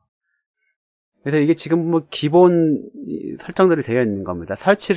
리눅스를 설치를 하면 이런 식으로 기본적으로 이렇게 설정이 되어 있습니다. 실제로 한번 보도록 할게요. 네, 버추얼 박스에다가 설치한 머신에 접속을 했고요. 캔 명령어를 써서 이렇게 보시면 이 앞에 샵 들어간 거는 다 주석 처리된 겁니다. 다 주석 처리된 거고요. 요게 이제 실체죠. 요게 요렇게만 이렇게 되어 있는데, 여기 보면 이제 뭐 건드린 거 없습니다. 그냥 설치했을 때 기본적으로 들어가는 거고요. 디폴트로 되어 있고 00 이렇게 되어 있죠. 그래서 0이라는 거는, 마지막에 0이라는 거는 부팅할 때 자동으로 파일 시스템을 체크하지 말아라, 그렇게 하는 거고요. 그러면 여기 보면은 이런 식으로 마운트 포인트가 EFI 이렇게 되어 있죠. EFI는 EFI 파일 시스템을 말하는 거였고요. VPAS로 포맷되어 있다, 이렇게 되어 있죠. 그리고 역시나 부팅할 때에 파일 시스템을 체크하지 않도록 이렇게 이제 하고 있습니다. 디스크를 붙이고 파티션을 생성하고 파일 시스템을 생성을 했었죠. 그래서 이렇게 보시면 이렇게 두 개의 파티션을 만들었고, 이 앞에 거는 이제 ext4로 포맷을 했고요. 생성을 했고, 두 번째 파티션은 xfx 파일 시스템을 생성을 했죠. 마운트를 한다 그러면 이런 식으로 자동으로 아니라 수동으로 stb1 이런 식으로 이제 해갖고 할 수 있고요. 두 번째 거를 마운트 하기 위해서 이렇게 만들어 놓을게요. 그런 다음에 이렇게 할 수 있는데, 원래는 앞에 이렇게 T 주고 이거를 줘야 됩니다. 옵션을. 근데 안 주게 되면 자동으로 얘가 파티션에 그리고 파일 시스템이 뭔지를 체크를 한 다음에 알아서 마운트를 해줍니다. 파일 시스템에 맞춰서 자동으로 찾아서 이렇게 해줘요. 그래서 이렇게 하다 보면은 이런 식으로 마운트가 됐다는 걸 이제 보여주고 있고요. 마운트 명령을 그냥 치게 되면 이런 식으로 마지막에 이렇게 ext4 xfx 이렇게 되어 있죠. 이런 식으로 되어 있고, 이 괄호로 열려진 것이 바로 옵션, 아까 fx 탭에서 말한 옵션 내용이라고 보시면 됩니다. 그리고 이 옵션들은 당연히 파일 시스템에 따라서 다 쫓아가는 겁니다. 이 옵션들은 파일 시스템에 따라서 옵션이 또 추가되거나 뭐 없어지거나 그렇게 할 수가 있어요. 근데 지금 이렇게 계속 쓰기 위해서 할 때마다 계속 이렇게 마운트하기 귀찮다 이거예요. 그래서 어떻게 합니까? 자동으로 부팅할 때에 자동으로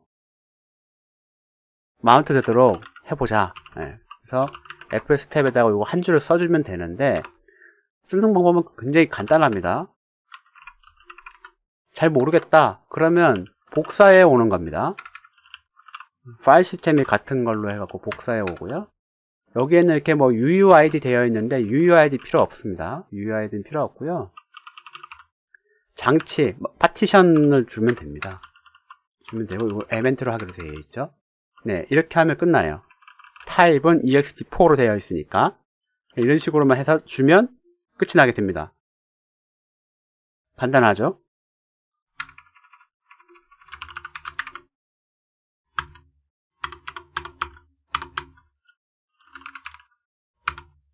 네, 이런 식으로 해갖고 하게 되면 다음번에 부팅할 때에 자동으로 아마 될 겁니다. 한번 재부팅 한번 해볼게요. 네, 부팅이 됐고요. 이렇게 하다 보면은 네, 이런 식으로 요렇게 뭐 명령을 치지도 않았는데, 마운트 명령을 치지도 않았는데 마운트가 됐죠. 네, 자동으로 마운트가 된 겁니다. 두 번째 파티션 xfx로 생성한 파일 시스템을 한번 해보려고 하면 이런 식으로, 요거는 루트 관리자가 필요하겠네요.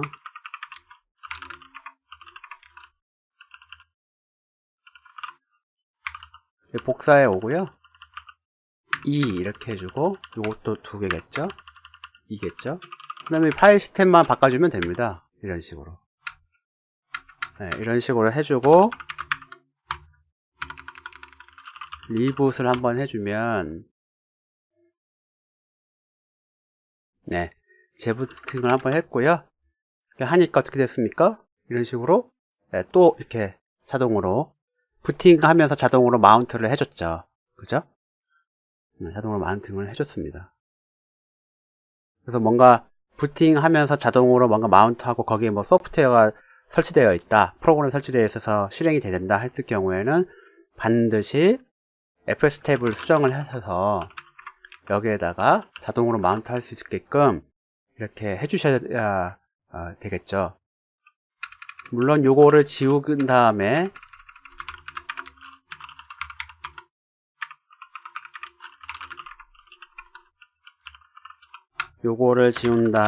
다시 리부트를 할 경우에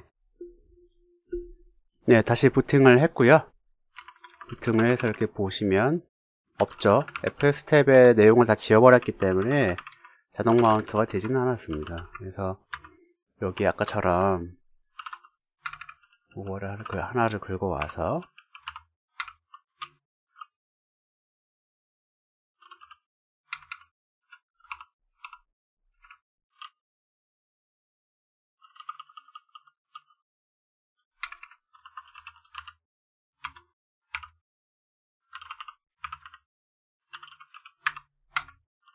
이거를 MNT로 했었죠. 그리고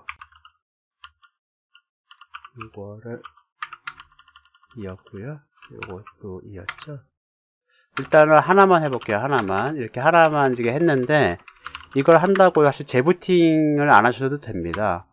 무슨 말이냐면 이렇게 한 다음에 재부팅 해야 자동으로 마운트 되긴 하지만 그거는 이제 FS 탭을 수정한 다음에 FS 탭을 읽어서 마운트를 해달라 이렇게 할 수 있거든요. 그거는 어떻게 하냐면은 마운트 옵션은 A 옵션을 주면 됩니다. A 옵션을 주게 되면은 얘가 그러니까 FS 탭에 있는 내용을 읽어서 마운트를 시켜줘요. 자동으로.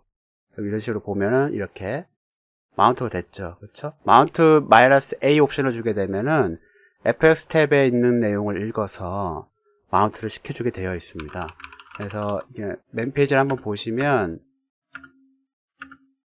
여기에 A 옵션이 있죠. all로 되어 있는 Mount all file systems mentioned in FS tab.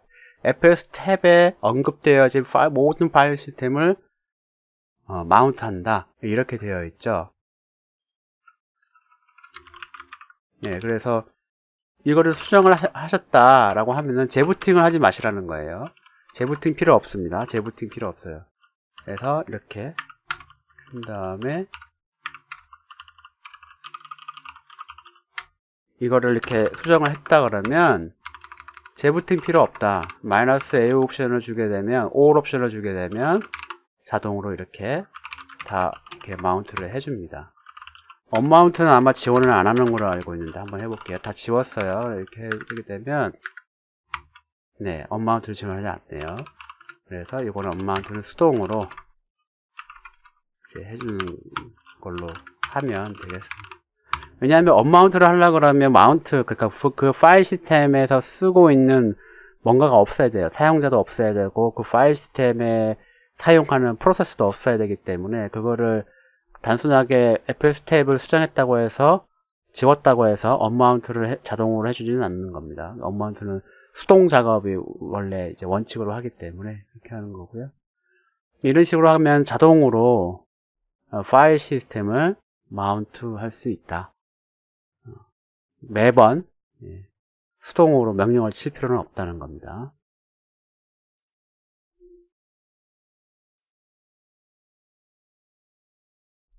네, 이제 거의 다 왔고요. 마지막으로 이제 파일 시스템 한번 체크하는 것들에 대해서 한번 알아보도록 하겠습니다.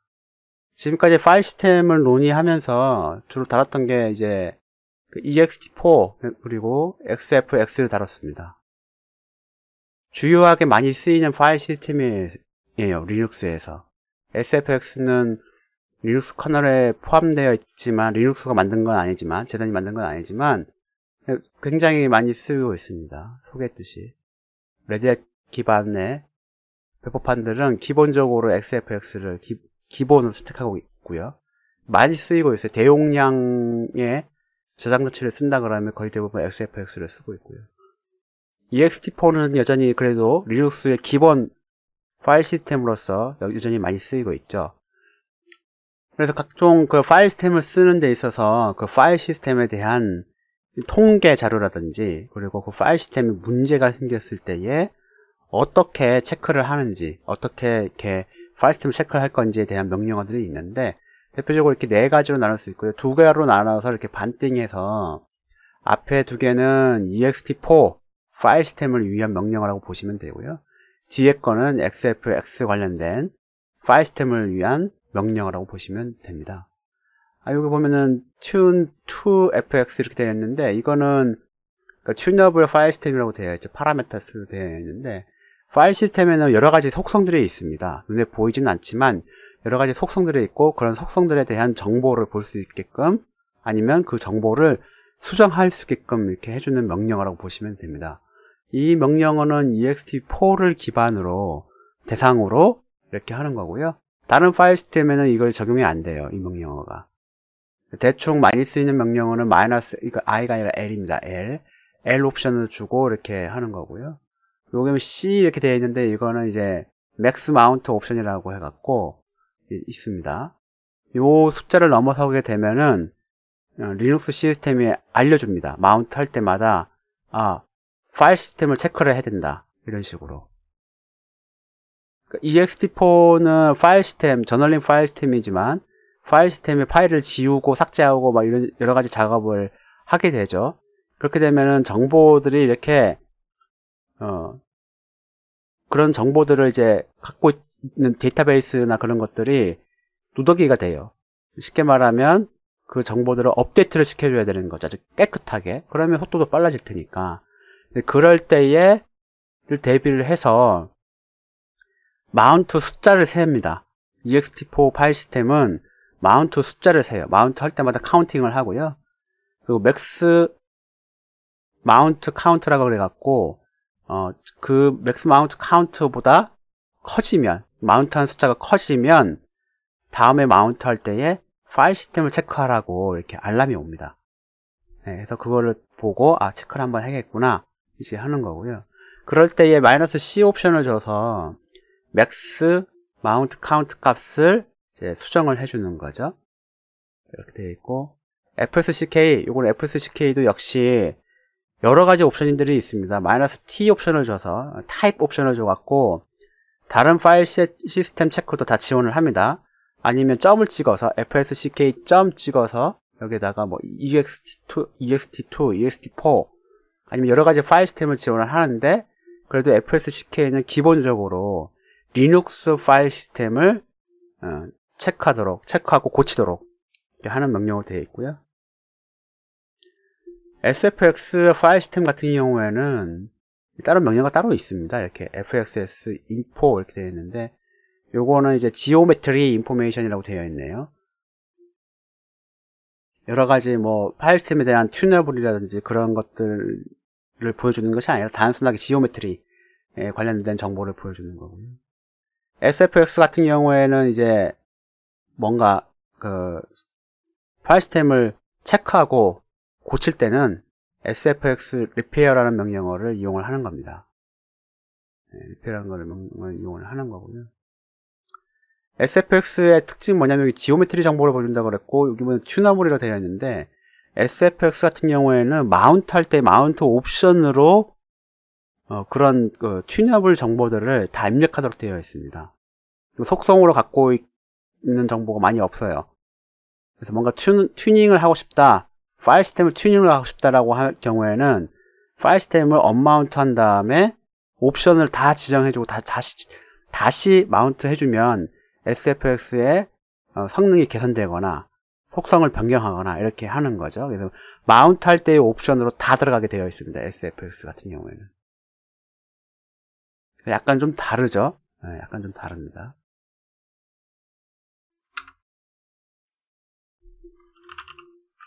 네, 이렇게 다시 그 실습을 한번 해보도록 할게요. 이렇게 보면은 현재 마운트가 안 되어 있죠. 파일 시스템이 예를 들어서 ext4 파일 시스템은 dvstb1이었기 때문에 이걸 옵션으로 줘서 한번 볼게요. 요거는 i가 아니라 l입니다. L이에요. 그래서 엔터를 치면 이런 식으로 ext4 파일 시스템에 대한 정보들이 쭉 나옵니다. OS 타입은 뭐고 파일 시스템 피처스가 뭐가 있다 이렇게 굉장히 많죠. 다 몰라요 저도. 그리고 프리 아이노드가 얼만큼, 프리 블럭스가 얼만큼, 뭐 블럭 사이즈는 얼마다 이렇게 다 나오고 있는데, 여기서 보면은 마운트 카운트가 있죠. 그렇죠? 네, 이렇게 개수가 올라갑니다. 마운트 카운트가. 마운트 할 때마다 이 숫자를 카운팅을 해요. 얘가 카운팅을 하게 되어 있고요. 맥스 마운트 카운트라고 있죠. 이건 마이너스 1이라는 건 뭐냐 하면은 맥스 마운트 카운트가 설정되어 있지 않다라는 겁니다. 네. 맥스 마운트 카운트가 설정되어 있지 않아요. 얘는 않기 때문에 아무리 마운트를 열심히 여러 번 많이 한다 하더라도 그걸로 발생되어지는 추가 작업이나 그런 게 일어나지 않습니다. 네, 그래서 요 같은 경우에는 요거를 바꿀 수가 있어요. 어떻게 바꿀 수가 있느냐, C 옵션을 주는 거죠. C 옵션을 주고 10번으로 한번 바꿔 볼게요. 네, 이렇게 하게 되면 Setting Maxable Mount Count to 10 이렇게 되어 있죠. 10개로 바꿨다 그런 거고요. 그래서 다시 한번 체크해서 보면은 이렇게 10개로 세팅이 되어 있죠. 아까 전에는 마이너스 1이었습니다. 그죠? 마이너스 1로 세팅이 안 된 값이었어요. 세팅이 안 된 값이었는데 이제는 10개로 세팅이 됐죠. 그죠? 그래서 이렇게 하는 겁니다. 한번 볼게요.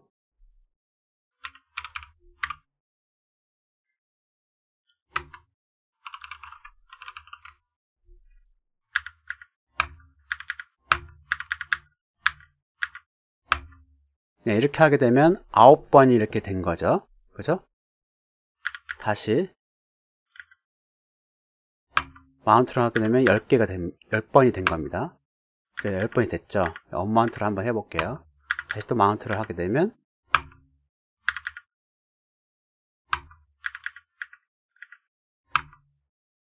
네, 11번으로 넘어섰죠.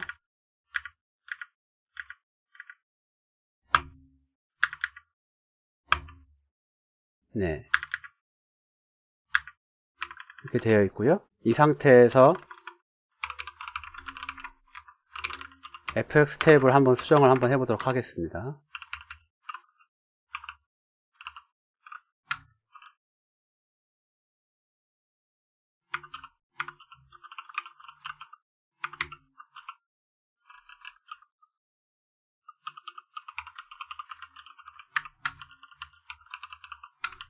네, 이렇게 한 다음에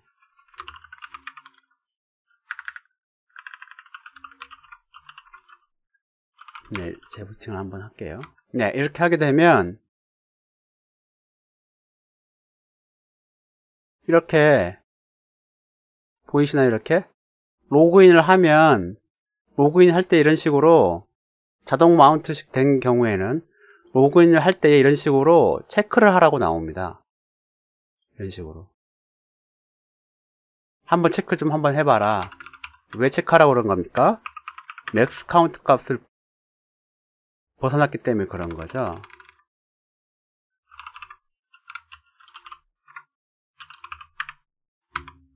그렇게 되면 네, 13번 지금 마운트가 된 거죠. 그래서 이런 식으로 로그인 할 때에 이렇게 경고장을 알려줍니다. 경고를 알려주고요. 물론 수동으로 마운트하고 뭐 할 때는 이제 상관이 없는데 오토 마운트를 했을 경우에는 이런 식으로 이제 알려주게 되어 있고요. 이런 게 나왔다 그러면 언마운트를 한번 하고요. 이제 파일 시스템 체크를 할 건데 네, 파일 시스템 체크 메뉴를 한번 볼게요. 체크 앤 리페어 리눅스 파일 시스템 이렇게 되어 있죠. 네, 파일 시스템을 체크한다는 거고요. 이 체크를 할 때에 주의하실 점은 뭐가 있냐면 마운트된 상태에서는 체크를 할 수가 없습니다. 왜냐하면 파일 시스템을 마운트했다는 거는 파일 작업이 일어나고 있다는 거거든요. 디스크 IO가 계속 일어나고 있는데 거기서 파일 시스템을 체크를 할 수가 없어요. 언마운트를 했다는 거는 그 파티션, 언마운트된 파티션 내에 뭐 읽고 쓰기가 안 일어난다는 거거든요. 아무런 작업도 안 일어난다는 겁니다. 그러면 파일 시스템을 체크를 할 수 있는 거고요. 그래서 자동 마운트가 되었지만 부팅할 때에 그래서 언마운트를 한번 시켜준 겁니다. 이런 식으로 언마운트를 한번 시켜줬고요. 그 다음에 FFCK 한 다음에 -T 옵션을 줘도 되지만 점을 줘도 됩니다. 점 주고 탭을 한번 쳐보면 이렇게 지원하는 파일 시스템이 쭉 나옵니다. 그리고 별다른 옵션 없이 이런 식으로 장치, 파티션을 인자값을 주게 되면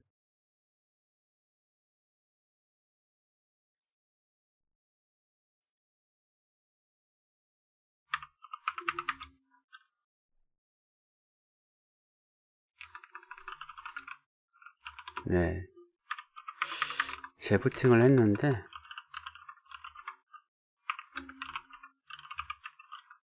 네, 이런 식으로 체크가 돼야 되는 거거든요. 이거는 앞에는 아까 프로세스가 하나 뭐 잡고 있었던 걸로 보이는데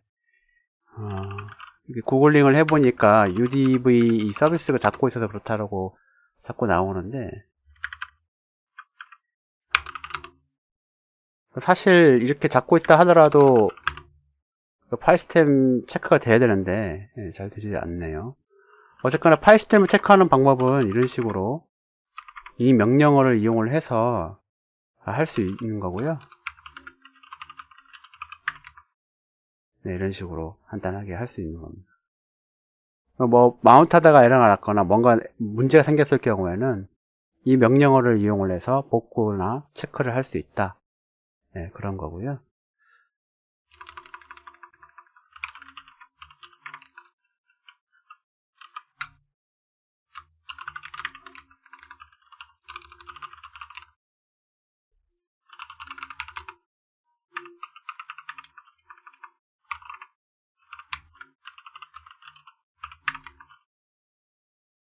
네, 그 파일 시스템 체크를 한번 하게 되면 마운트 카운트가 리셋이 됩니다. 리셋이 돼서 이렇게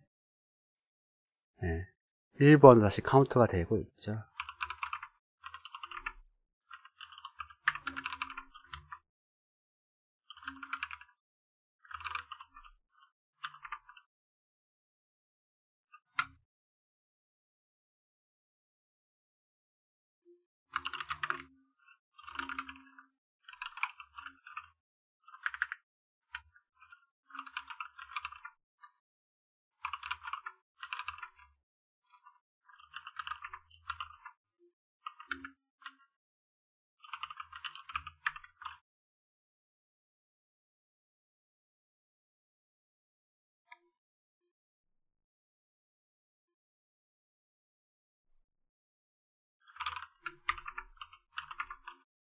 이게 왜 이렇게 되는지 모르겠네.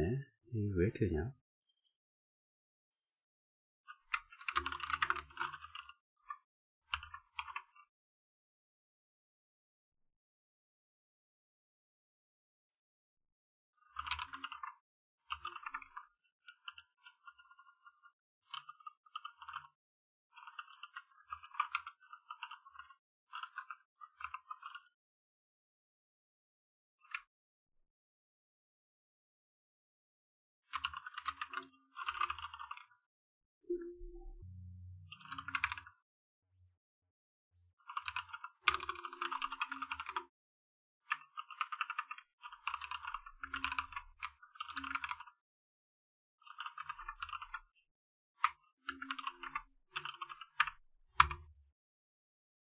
네, FX 탭에 쓴 거는 이게 안 되네요. 이게 돼야 되는데 이게 이렇게 되면 안 되는데 뭔가 문제가 있는 모양입니다. 제가 한번 문의 한번 해볼게요. 이거 뭐 이런 식으로 작동하면 안 되는데 이게 자꾸 왜 이렇게 되는지 모르겠습니다. 이게 다른 프로세스가 잡고 있어서 그런 거거든요, 사실.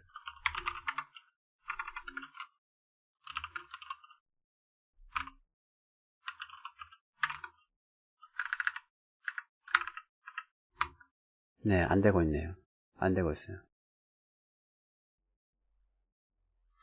원래 작동이 돼야 되는데 되질 않네요. 이거는 문제가 좀 큰 것 같은데 제가 한번 알아보도록 하겠습니다. 이거는 원래는 이게 돼야 되거든요. 돼야 되는데 이게 안 되고 있다.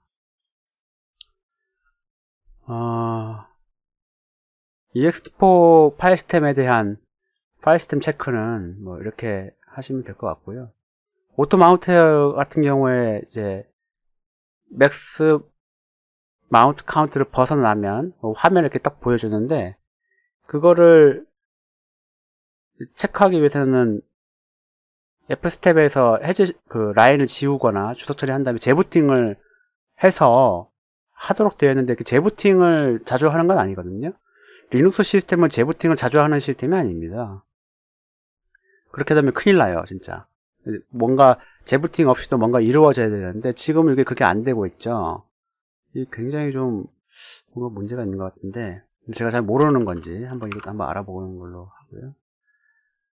XFX 같은 경우에는 이제 정보를 볼 수 있다고 그랬죠. 지오메트리 정보라 그래갖고 그냥 단순하게 이런 식으로 간단하게 나옵니다. 이런 식으로 나오고요. 그러니까 튜닝이나 뭐 그런 것들은 여기서 세팅 값을 박을 수는 없는 거고 이제 보여주기만 하는 거고요. 이거를 이제 하려고 할 경우에는 재마운트를 하거나 마운트 할 때에 옵션을 주거나 이렇게 하는 걸로 되어 있고요. 그리고 SFX 파일 시스템을 고치거나 체크하고 싶을 때에 그럴 때는 이제 리페어 명령어를 쓴다 그랬죠. 그래서 이런 식으로 SFX 파일 시스템이 있는 파티션을 인자로 주게 되면 이런 식으로 체킹을 해줍니다. 용량이 얼마 되지도 않고 마운트도 많이 안 왔기 때문에 이렇게 금방 끝나요. 금방 끝나는데 사실 SFX 같은 경우는 누누이 말하지만 대용량을 위해서 만들어진 거였죠. 고성능의 대용량. 그러다 보니까 굉장히 큰 용량들을 가진 파일 시스템이라고들이 굉장히 많아요. 그래서 막 3테라, 4테라 이런 건 기본으로 갖고 있는 건데 이렇게 빨리 안 끝납니다. 용량이 큰 거는 굉장히 오래 걸리고 역시 이런 그 파일 시스템을 체크하거나 뭐 수리하는 고치는 그런 것들은 전부 다 마운트된 상태에서는 할 수가 없어요. 마운트된 상태는 할 수 없고 그리고 그 장치가 누가 쓰고 있다 어떤 프로세스가 쓰고 있다라고 했을 경우에는 아까도 봤지만 이렇게 작동하지 않습니다. 이런 식으로 작동하지 않아요. 언마운트를 하면 대부분 다 해제가 되는데 이거는 왜 안 되는지 모르겠어요. 좀 다른 백포판도 이런지 한번 알아볼 필요는 좀 있을 것 같습니다.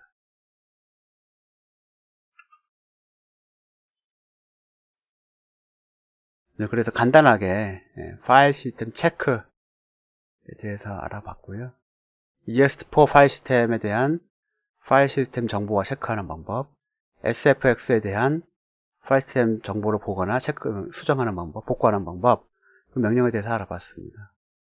사실 그 복구하거나 뭐 하는 거는 인간이 뭔가 할 수 있는 건 별로 없어요. 왜냐면 다 명령어로 쳐서 하는 거고 자동으로 뭔가 문제가 생기면 고칠 거냐 말 거냐 yes or no 이런 것들 나오기 때문에 물어보는 것만 나오기 때문에 그 컴퓨터 앞에 앉아서 그냥 그거 나오는 것들 질문 내용에 그런 것들 답하는 것밖에 없기 때문에 크게 뭔가 더 설명하거나 할 수 있는 건 없습니다. 파일 시스템 체크를 주로 많이 하는 것 중에 하나가 갑자기 컴퓨터가 꺼졌을 때 갑자기 정정이 됐거나 이렇게 했을 때 그런 거고요. 컴퓨터를 잘 꺼야 되는 이유 중에 하나가 파일 시스템을 보호하기 위한 거죠. 컴퓨터를 종료하게 되면은 다 언마운트를 시킵니다. 루트 파티션도 다 언마운트를 시켜요.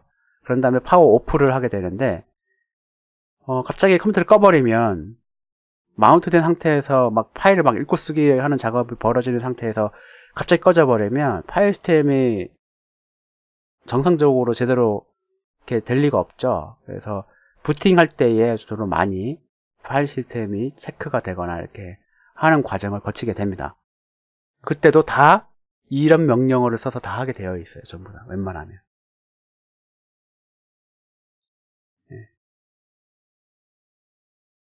네. 여기까지 해서 리눅스 관리자 수업 4번째 시간 파일 시스템에 대해서 알아봤습니다. 오랜 시간 동안 고생하셨습니다.